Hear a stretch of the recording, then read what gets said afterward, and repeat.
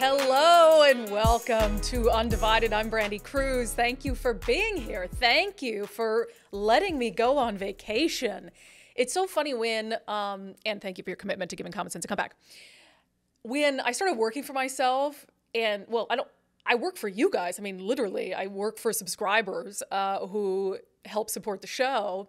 And so when I kind of left, the corporate environment and started doing this, I'm like, wow, I feel super guilty whenever I miss a show or take a vacation. And I always worry, like, are people going to be mad, etc. But you guys are so great because I got so many messages like, you deserve a vacation. And just like, I don't know. I guess I worry about it for no reason and maybe I shouldn't worry about it. But I hope you enjoyed the Truth Tellers series while I was gone in New Zealand. This was a trip we had scheduled like 2 years ago, and it just kept getting pushed back because of the pandemic. And so we were glad we could do it. But the Truth Teller series was a lot of fun because like I said, I hate missing episodes. And so I was like, what can I do? What kind of special series can I do while I'm gone? And we do in-depth interviews on the show sometimes, but to be able to really sit down for the better part of an hour with people who are such an inspiration when it comes to the mission of the show. We always say turning frustration into action and speaking up, regardless of what the personal consequences of that might be. And the folks who we highlighted, I think, are truly representative of that. And so I think that that's a series we're going to do again. And certainly next time, maybe when I get married in September and I'm gone for a week, that we'll do a Truth Teller series then. But I loved it and I got so much positive feedback. So if you haven't seen the Truth Teller series yet, it's now, paywall is lifted on all the episodes and you can go check it out on Patreon or on Locals, patreon.com/undivided or brandikruse.locals.com. So big thank you again to subscribers to the show who allow me to do this job full time. How great is that? And are cool when I go on vacation. You're the best bosses ever. Okay. I have a whole theme for the episode today because gosh dang, I missed a lot of stuff while I was gone. And I started to notice that really a lot of the things that happened, especially in Washington State and Olympia while I was gone, and just generally a lot of the stuff I get upset about on the show that happens politically, there is a common theme. And as much as I like to blame politicians, etc., I almost think it's our fault. All of these things that happen that make me mad, I think that we're all to blame for it. And the common theme is our expectations have become far too low. And specifically, our expectations have become too low for the people who share our ideologies. I think I've said on the podcast before that we should have the highest standards for people who we vote for, or people who belong to a party that we tend to vote for more often. Because if we're not voting for the other guys, our expectations of them are already very low. So we should have higher expectations of the people who we actively support or the parties who we actively support. And I think that's where we've kind of gone wrong. And I know that not all of you are like this, but I think, and I'm going to, I know you hate when I talk about Trump, but I think that Republicans let and continue to let Trump get away with things that they would never have been okay with a Democratic president doing. Can you imagine if Obama had done a fraction of what Trump had done? I won't even entertain arguments that Republicans would have let it slide because they just simply wouldn't have. And the same is true, and I think we've carried that forth, and now with Biden. Biden had this insane tweet. So he posts this picture of him at the border, and he's shaking hands with a Border Patrol agent. And I think one of the things that bothers me about this is I'm sure these agents had no idea how that image was going to be used. And this is the tweet from the President of the United States.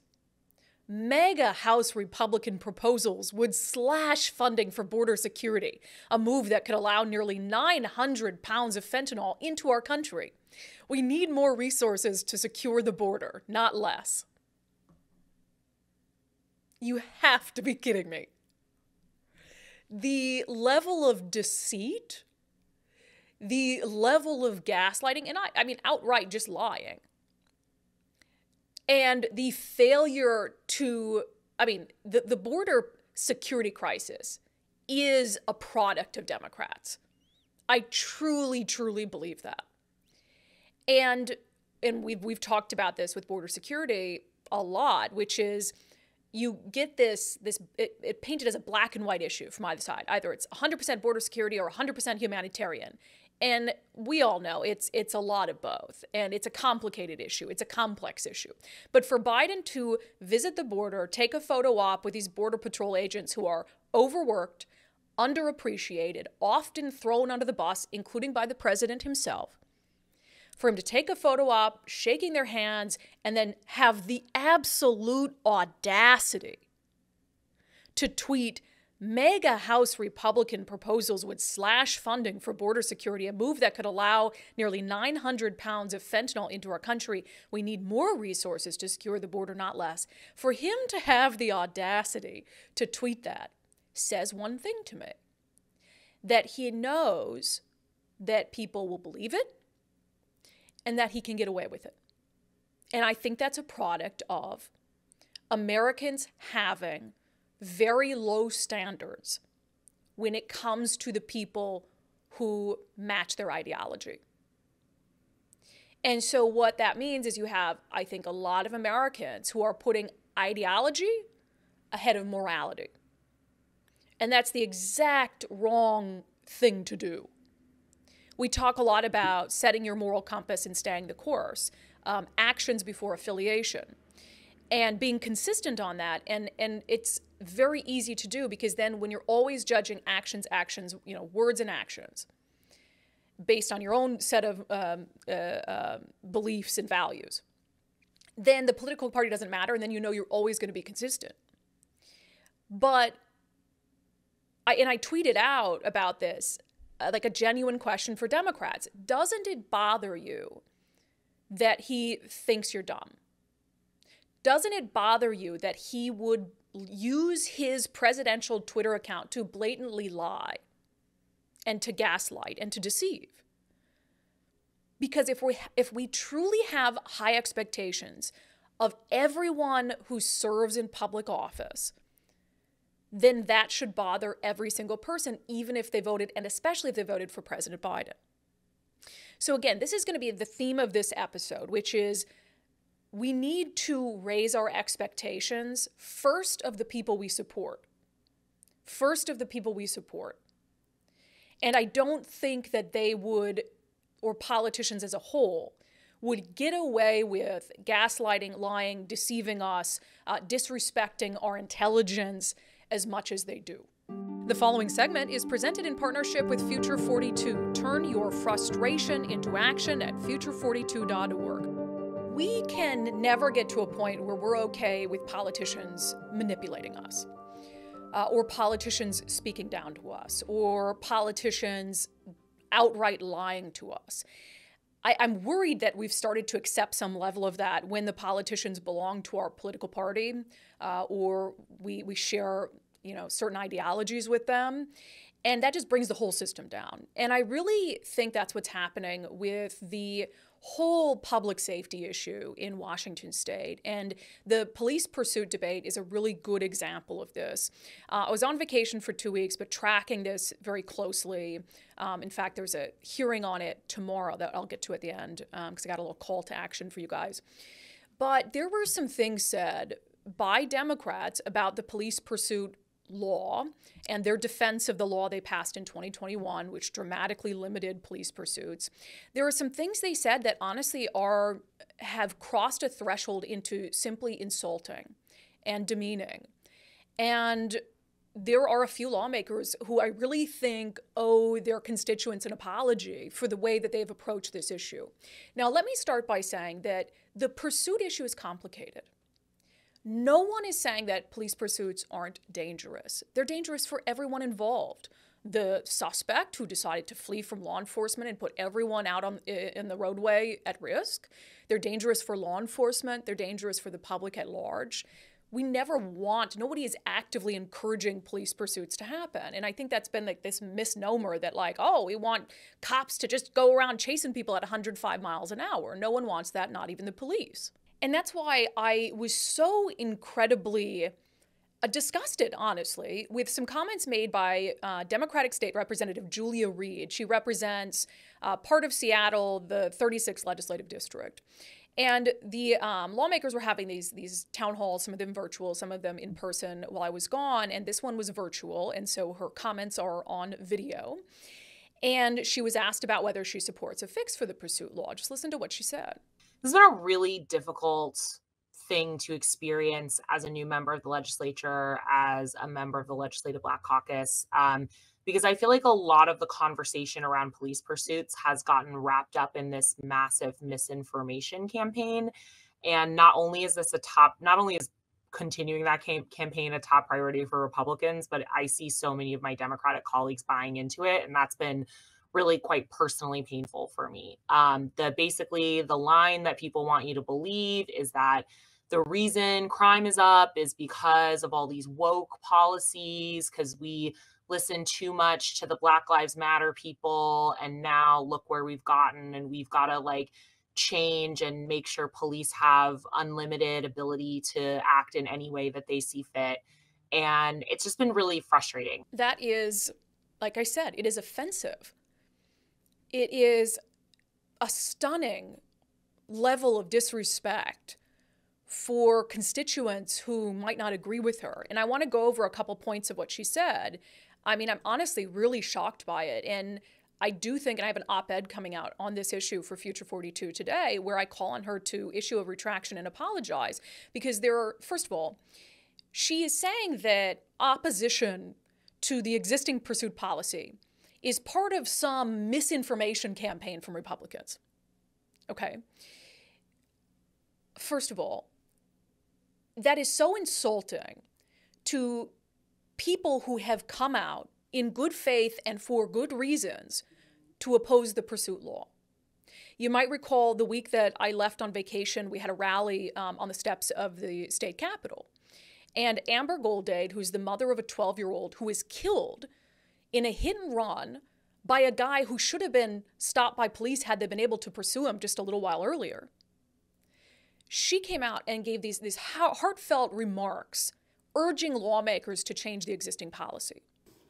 If the police were able to pursue him, he could have been caught and put back in jail, preventing him from harming innocent, law-abiding citizens and not kill my daughter.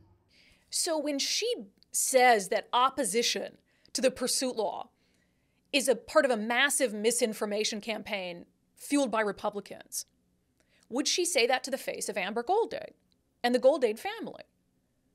Are they being duped by Republicans? Is their pain, is their loss not real? Could their daughter not have been saved had the man who killed her been able to be pursued by police?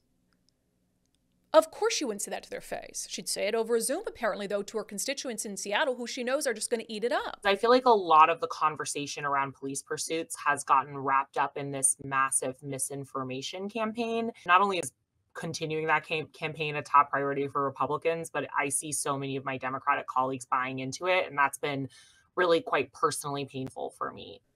It's totally offensive. And that's where I think she owes an apology. But where I think she owes a retraction, and I sent an email to the representative and to her office. And I asked specifically, I said, could Representative Reed point to specific examples of misinformation that have been spread on this issue?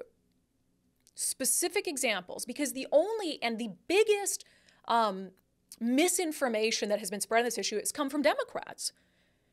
And it was proven to be bad information based on a member of their own party who hired an outside expert to look into it. Democrats had lifted up this study from this former UW professor that they said showed there'd been a dramatic decrease in the number of innocent bystanders killed in police pursuits since the law took effect. And that was simply not true. And an independent expert reviewed this study and said, this study is so flimsy, it shouldn't be used as the basis for any sort of political decision-making or policy-making. Yet, even after it had been debunked, Senator Manka Dhingra, chair of Law and Justice, continued to use that study as a justification not to change the policy. So the only actual misinformation, the biggest misinformation, has been Democrats who've used that study. But the other misinformation came from Representative Reed during her statement that Republicans are spreading misinformation. Basically, the line that people want you to believe is that the reason crime is up is because of all these woke policies, because we listen too much to the Black Lives Matter people. And now look where we've gotten, and we've got to like change and make sure police have unlimited ability to act in any way that they see fit. She says they want us to change and make sure police have unlimited ability to act in any way that they see fit. Who's they? Who is pushing for a change in the policy that would allow police to act in any way they see fit? No one. And I included that in the email. I said, could Representative Reed point specifically to comments or policy proposals that would make sure police have unlimited ability to act in any way they see fit? I'm sure it won't come as a surprise to you that she nor her office have responded. Neither she nor her office have responded to that request for comment. Very specific questions. I mean, surely she's the one accusing people of spreading misinformation on the police pursuit policy. Surely she doesn't intend to spread her own misinformation. You can't make this stuff up. And this is what happens. And again, she's saying this on a Zoom to her constituents in Seattle at a town hall, where she knows by and large they agree with her ideologically, and they're not going to hold her accountable for blatant lies, for demeaning victims like Amber Golday and her family and her 12-year-old daughter by suggesting that their opposition is just part of a massive misinformation campaign. It is really something to behold. And this is why I say, you know, for Democrats, I mean, diehard Democrats who, even if they have a lawmaker who lies like this blatantly, they're going to vote for them because they won't vote for a Republican. You do know that you can find Democrats who won't lie to you like this, right? They do exist.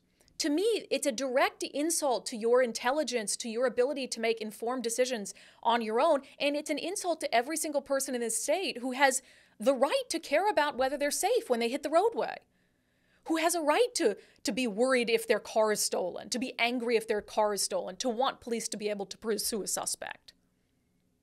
It's so unbelievably condescending.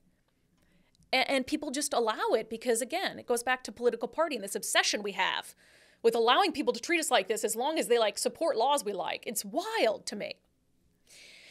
So, and I could go on and on this issue on things that happened and things that were said while I was gone and during these town halls. You know, you heard in that soundbite that Representative Reed basically says, you know, in addition to her saying, oh, you're just a dummy who's being duped if you support changing the law, she brings it back to Black Lives Matter. And she's, as a Black woman, saying it's deeply disappointing that some Democrats even support this changing the law as a member of the legislative Black Caucus.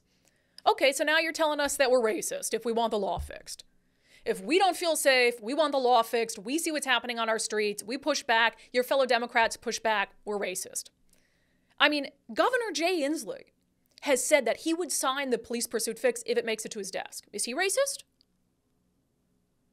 And so it's this, again, these cheap shots, misinformation, deception, outright lies that shows a lack of respect for the people they serve. I remember us talking about Senator Manka Dhingra when there was pushback to the bill, her saying, oh, it's based on people who are having an emotional reaction to it. Again, just, okay, so now we're racist if we oppose it, we're emotional if we oppose it, we're being duped by a massive Republican misinformation campaign if we oppose the existing law. And then there was another, and I was actually down in Olympia for this testimony on the Senate floor, Senator Twina Nobles, a Democrat who represents Furcrest. She got up and she said this. I have heard from a number of people that the fear that has been instilled in them from our local law enforcement is what causes them to absolutely believe that the laws that we passed in 2021 are not working.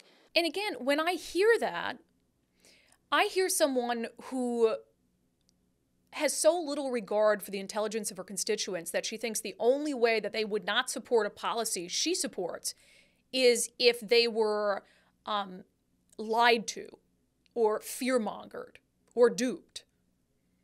It's like, are you really not open to the possibility that people might actually oppose it like on the basis of fact and on the basis of what's happening in their communities and on the basis of their fear for themselves and their families.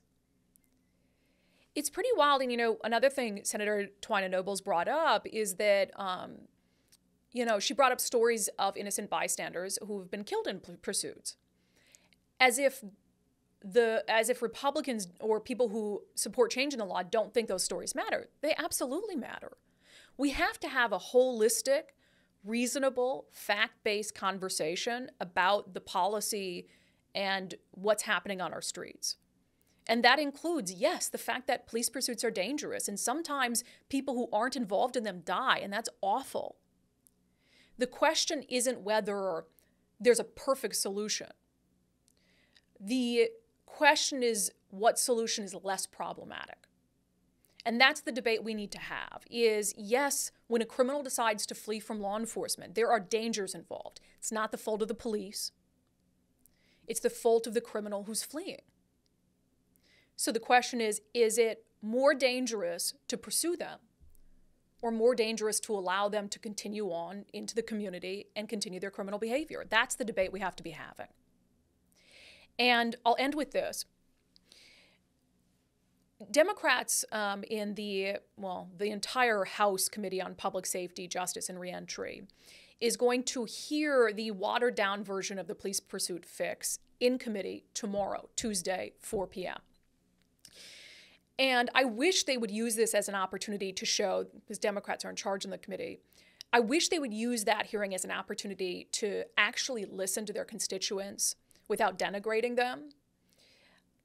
Unfortunately, however, Democrats have decided to hear that particular bill in executive session. And that means that the debate on it will happen behind closed doors, and there will be no public testimony allowed on it, which is really, really disappointing. They know how much public interest there is on this bill. To decide, okay, we're going to have these conversations, we're going to hash this out behind closed doors is unfathomable to me. And so I would encourage you to email Representative Roger Goodman, who is the chair of the Public Safety Committee in the House. Nice guy. I've had him on before when I was filling in over on Cairo Radio. Really nice guy. Keep your emails polite, but urge them to open this up to public testimony tomorrow. And again, if you want to go, I'm going to try to make it down there because they will come back and vote. And sometimes they talk a little bit about, explain their vote a little bit. So I am going to go down there again, 4 p.m., Community Safety, Justice, and Reentry Committee. So if you can come down, I know that Future 42 is going to be down there. They're going to have some buttons you can wear if you'd like. And you can just be, I guess, if you can't speak, a visual representation of opposition to the existing policy and support for some sort of solution. The previous segment was brought to you in partnership with Future 42. Turn your frustration into action at future42.org. As I was mentioning earlier, as you guys know, I'm just back from vacation, 2 weeks in New Zealand. We had a blast. I posted a couple pictures while I was away. And one of the pictures I had, it was me up on and I went with Nicole Dory Monson, who was Dory Monson's producer, and my fiance, one of my fiance's friends. And I mean, New Zealand is like a beautiful country. I mean, it's like Washington State on steroids, the mountains and just the water, and it's so pretty. But we got so many steps in. Went on this beautiful hike up to a waterfall, and this woman we were with, super fit. She's like, I think she was like 50, but like in very good shape. And I was like, she goes, oh, it's a really easy hike. It's a really easy hike. It was like 2 miles, okay? An easy hike to me is like a half a mile flat ground. And so I posted that I was really glad that I lost so much of my COVID weight before this trip, not just because I felt better on vacation and I looked good in photos, but because I would have died. Some of these things we went on. I mean, I really would have. And so I was just, again, you know, we're getting into the summer months and stuff, and I've been encouraging you guys to try the Eastside Weight Loss Clinic plan if just you need some structure in your life. And this was so great to have lost more than 30 pounds before this vacation for all the vanity reasons, definitely. As a woman on vacation, you want to look good and feel good, et cetera, but also just because it made vacation so much more enjoyable. So as we approach summer, if you're looking for a plan where you have accountability, where there's some structure, you don't have to do prepackaged meals or anything like that, you can eat real food, you're encouraged to eat real food, the Eastside Weight Loss Clinic plan is awesome. I endorse it personally. It is hard work. It is hard work. And in fact, you know, I was on vacation. I'm sorry, this is a long ad today. I'm getting carried away because I just want to like share this with you. Because if you've gained weight, you know sort of the anxiety of going on vacation. And there's a lot of diets I've done in the past where I go on vacation, I get completely derailed, and then I come back and I give up. That has been a pattern of mine. And what's nice about this is, did I follow my Eastside Weight Loss Clinic plan 100% while I was on vacation? No, if Dr. Coogan asks, yes, but no, okay? I posted pictures of me having high tea with all these little snacks in front of me. Did I eat some of them? Yes, okay. But if there is a diet that's being pitched to you where you have to be 100% all the time, it's going to fail because you can't live life like that. So I went on vacation, I had high tea, enjoyed some drinks, had a good time. I got a lot of steps in. I made sure, like I said, to get a lot of exercise while I was gone. But now I'm back and it's much easier to, you know, get back on the plan and like I don't feel guilty. I enjoyed vacation. I felt great. I don't feel guilty. I've been back on the plan since I got back. No big deal. So anyway, that's like the longest ad ever, but I care about just like, I feel good and I want other people to feel good. So give it a try. EastsideWeightLossClinic.com, EastsideWeightLossClinic.com. Schedule a free consultation with Dr. Ryan Coogan. Dr. Ryan Coogan, DC, results may vary. So for as long as I've been in news, without fail, whenever I go on vacation, something big happens. And of course, something big happened while I was gone. I got word that the Washington State Supreme Court was going to be putting down its ruling on the state's capital gains tax and whether it's unconstitutional. So just to catch you up, it is unconstitutional to have a graduated income tax in Washington State. The only thing the Constitution allows for is a flat 1% tax on income. And of course, Democrats have been just dying for an income tax because they say, and I agree with them that our tax system is regressive, okay? I just tend to think we're overburdened with taxes as a whole, but when you're relying on something like sales tax, gas tax, you have, you know, people who make a lot of money who are paying the same percentage as people who don't make very much. So when you have someone who goes to get, you know, necessities or gas, that tax accounts for a far larger part of their income than someone who's well off. And so that's why Democrats want a graduated income tax. They want an income tax on the books. So they passed a tax on capital gains specifically as a way to try to get a ruling in their favor that could lead to an income tax, okay? So this is like a long game plan of theirs. And so tax on capital gains, they sold it as, oh, this is just a tax on the uber wealthy. No big deal. We're absolutely not going to go for an income tax after this. And it's capital gains is a tax on the sale of stocks, bonds, and other assets. So this ruling's been a long time coming. Just to be clear, I'm not saying I'm smarter than Washington State Supreme Court justices, but a capital gains tax is an income tax. I just don't see any room for dispute in that. And that's what's at the center of this case. Because the IRS, every other state in the union, they consider a tax on capital gains and capital gains to be income. And therefore, they consider it an income tax. Well, apparently, the Washington State Supreme Court knows something the IRS doesn't. Because in a 7-2 ruling, the state's highest court upheld the tax on capital gains. I will say I was very surprised by this. Because I guess I still have this expectation that when you are a judge, when your whole career and livelihood and everything is based on the Constitution, that this would seem very clearly to be an easy case for them. Apparently, though, it wasn't. I want to read for you, though, the majority opinion upholding this and the dissent. Because I think you'll find two very different rationales and two very different schools of thought when it comes to how they approach this case. First, let me read to you the dissent, because it is so simple and it is glorious in its brevity. It reads, capital gains are income. In Washington, income is property. A Washington capital gains tax is therefore a property tax.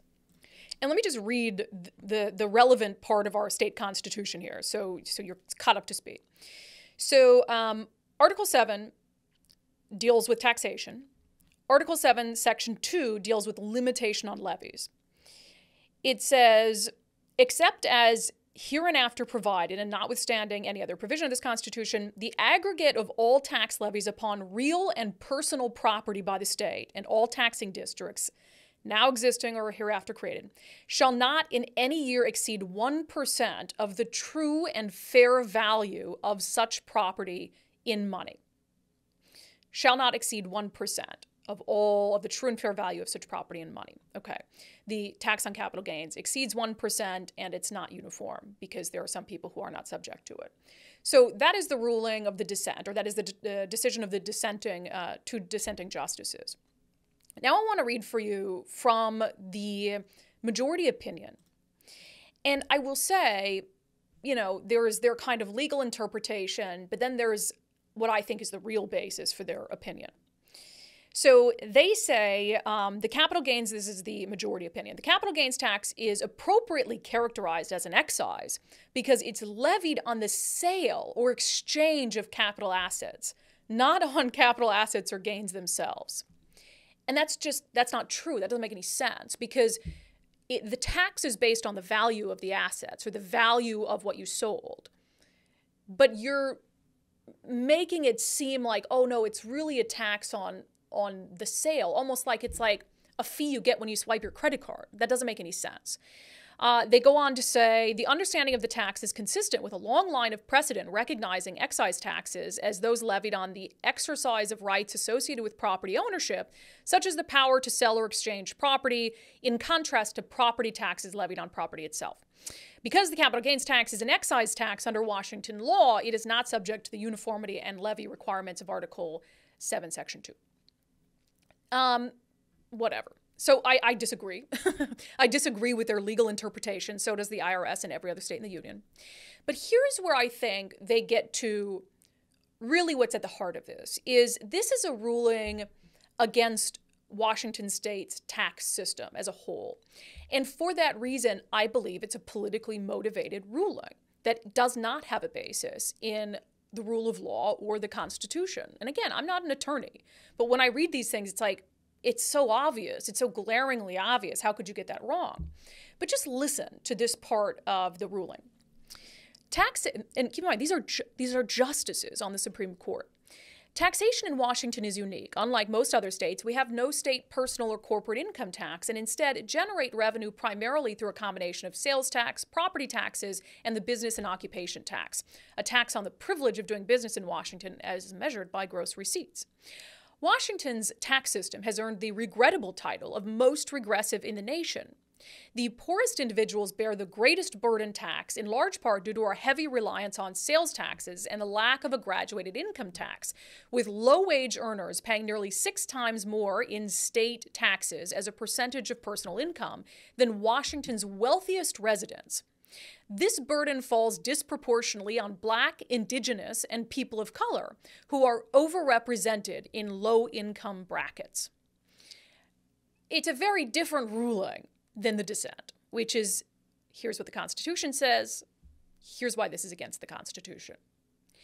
This is a ruling that's truly about them pushing back against a tax structure they say disproportionately impacts people of color. Now, I tend to agree with them that our tax system is regressive and impacts poor people the most. I don't really know how you can disagree with that.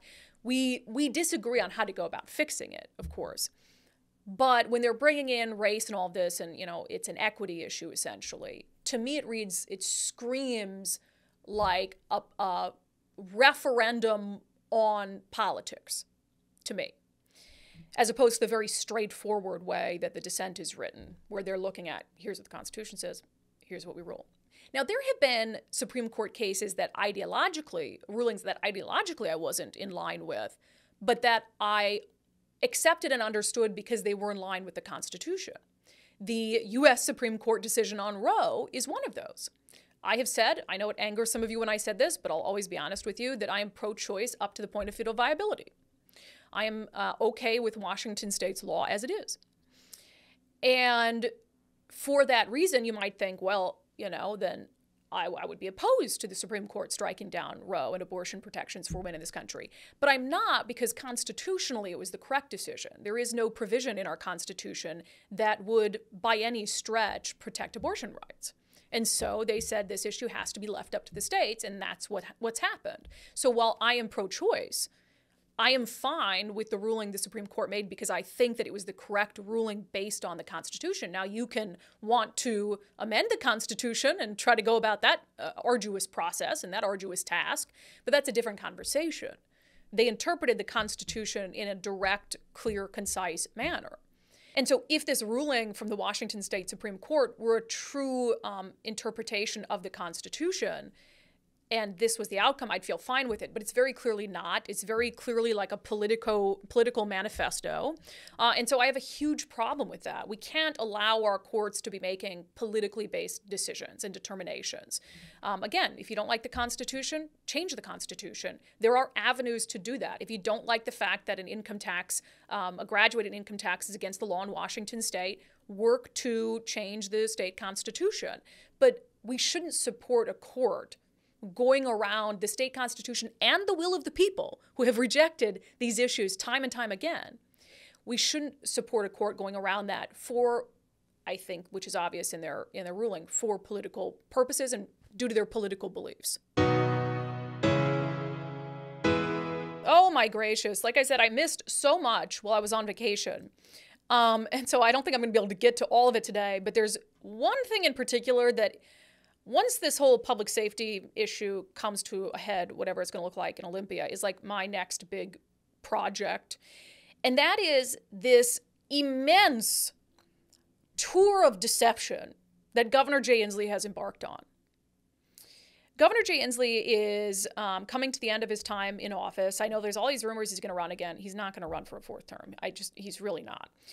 But he all of a sudden cares about homelessness and substance abuse and mental health issues. And while I'm gone, so my vacation's wrapping up and I'm sitting in our hotel room and I think we were actually packing and I saw this story come down. And I was like, get me on the next flight. I was so mad. I was like, of course I would miss this.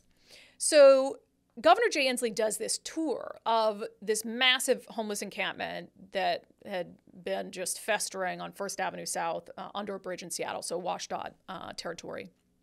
And the media is there, and some of them are just lapping it up. He goes in and he's giving these this is a scourge on our society. We cannot allow this.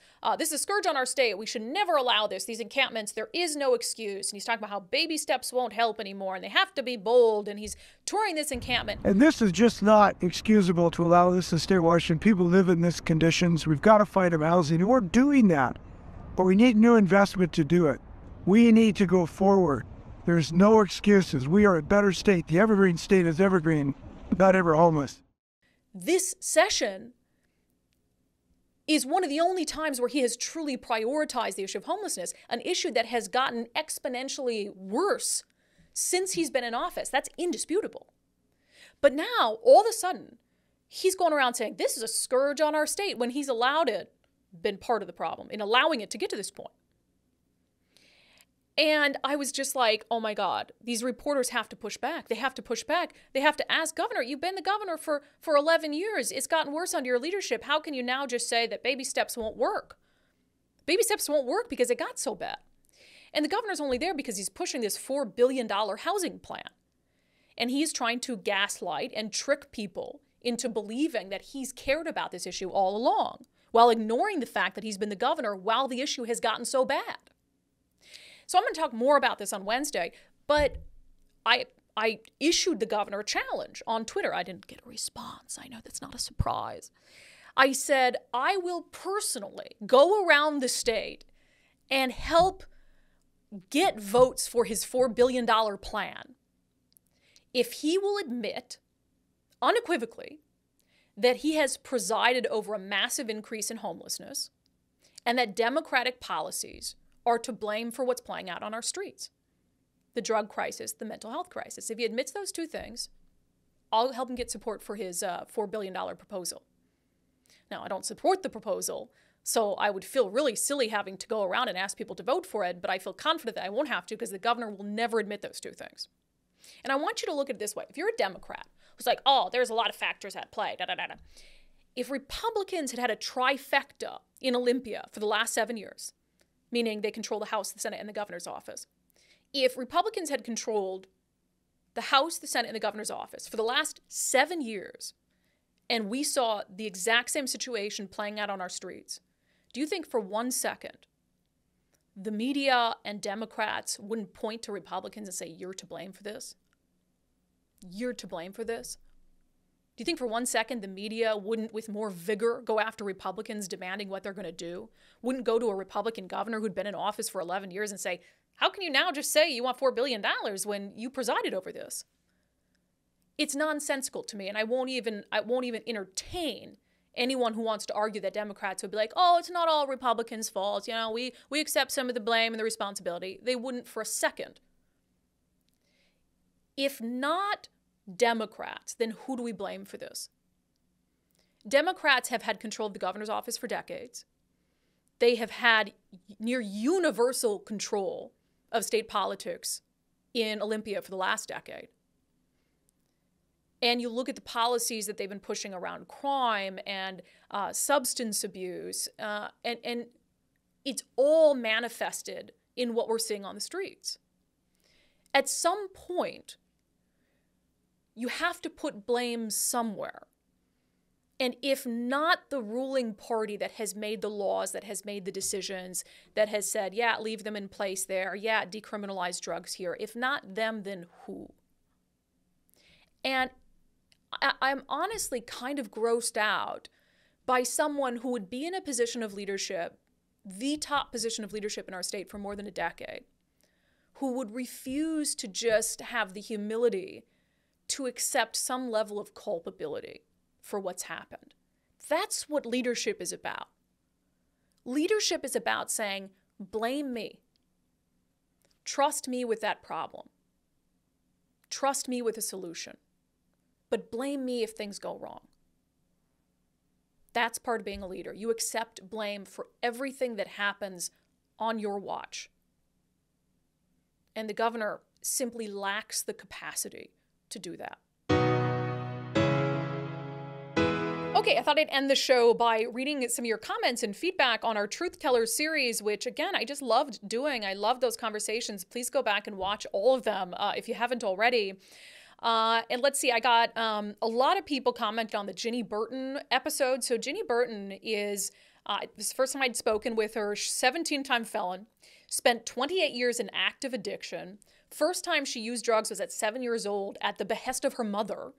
So just a wild story. And she talked about turning 40 and just pulling herself out of the depths of despair, and how, you know, stays in jail and in prison gave her these moments of clarity to be able to turn her life around. Sue said, love listening to her. I'm so impressed. More people need to hear her voice. Nicole said that the Ginny Burton interview was the favorite of all her Truth Teller interviews. Sean said, Ginny Burton is amazing. She has gone through the fire and then educated herself. She went to university, he says, and now she's using all of the right words to get the attention of educated people. This is astounding and effective. She knows so much more than most people who are providing services in the healthcare or social services field. And I hope what she envisions for Echo Glen, which is a youth detention facility, becomes a very successful endeavor. We need more people like her advocating for the drug-addicted homeless. I totally agree, and I saw some other comments on Facebook from people who had been addicted to drugs who were just applauding Ginny Burton for what she's saying. You know, she had this really poignant moment. In fact, let me just play it again for you. The idea that supporting a person's personal destruction is compassion, to me, makes me ill. It makes me ill because I know and understand the capability of that person. There's a Ginny inside of every one of those people. You know, maybe they're not focused on changing policy, but they definitely had hopes and dreams. You know, and I sort of, I've created this illustration. So say there's a 25-foot mud pit and you have a whole bunch of people down in there and they keep trying to climb out, but they keep sliding down, right? The sides are wet. You have a whole bunch of people on the outside saying, hey, don't even try. You're not going to get out, but it's okay because we're going to lower everything down that you need. And then you have somebody like me that comes by and says, I totally got out of the pit. I'm going to teach you how to get out of the pit. That moment in the interview just really stuck out to me. Glenn said, Bruce Harrell, mayor of Seattle, hire this amazing woman right now and give her a green light to fix this city. You focus on planting trees. Oh, come on. And she will fix Seattle. And I had a lot of great comments about all of our other interviews too. Kathy says, I very much enjoyed the series you did while you were on vacation. Let's see. This comment was from our interview with Andrea Suarez, who's the founder of We Heart Seattle. Basically went from, in her words, she couldn't even have told you a couple years ago who represented her district on the Seattle City Council. She like almost never voted. Now she, you know, then she got mad at the trash in the city, started cleaning it up herself, launched We Heart Seattle, doing major things to dismantle the homeless industrial complex, and also as part of this broader movement called North America Recovers, where they're trying to take that sentiment across the country and up to Canada. And so she was part of this series. Renee said, I love this interview, empowered me to go to the North America Recovers site and inquire about volunteering. I love that, Renee. I love that. I'm a recovering addict who has 20 years off meth. I honestly couldn't imagine being addicted in this day and age. I would probably be dead. But instead, I'm a productive member of society that helps put people to work. I absolutely love my job. If I can just help empower one person by showing up that they are worth it and they can do it, then I have made a difference. I've been doing this for 4 years, and I've had several workers come to me and tell me how they're sober, got visitation back with their kids, licensed and insured, and a place to live because I cared. I didn't give up on them. They worked hard for these things. I just cared and encouraged. That's what's needed most. Great job as usual, Brandi. I tell everyone about you. Thank you, Renee. And that's an awesome, thank you for sharing that. I just read that comment cold, and I love that. Thank you for doing what you do, and congratulations on what you've done with your life. I love this. I'm so happy to be back, but also just with the Truth Teller series, I hope you found a little bit of inspiration to speak out more, regardless of what the personal ramifications might be. I know sometimes that's hard to say, oh yeah, say what's on your mind, even if you lose your job. Like, I realize not everyone's in a position to be able to do that, but I hope what you got from some of these interviews, in particular, Andrea Suarez and Olga Sagan, who owns Pierogi Bakery in Seattle, is there are dividends that will be paid when you commit yourself to speaking the truth. You know, Olga Sagan, you know, I know she had fears that her business would suffer. It hasn't. The only way that her business is going to suffer is if she doesn't speak out and stand up for herself and just lets downtown become what it's become. And now she's considering running for Seattle City Council and putting her frustration into action. So I hope that you were inspired to kind of make your voice heard. We need more reasonable people speaking up, making a difference in their little corner of the world. And so thank you all for watching that, for allowing me the pleasure of going on vacation. I really do appreciate subscribers who support the show. And I just want to end with this. We have some big stuff ahead on the show. I'm going to have our March live Q&A with subscribers at the end of the week, and I'll make the announcements first there, but we're heading into a major expansion that is only possible because of your support for the show. And so this is like what we've been building up to for the better part of a year. I think it's going to be a game changer. It's going to spread this message and this movement even further. So again, we'll have that announcement at the end of the week, and then I'll share it publicly probably on Sunday. But if you have not become an undivided subscriber already, if you support the show, if you love the mission, if you want to help us continue to grow, you can do that in two ways: patreon.com/undivided, or you can become a contributor on my locals community, brandikruse.locals.com. I will see all of you subscribers on Wednesday.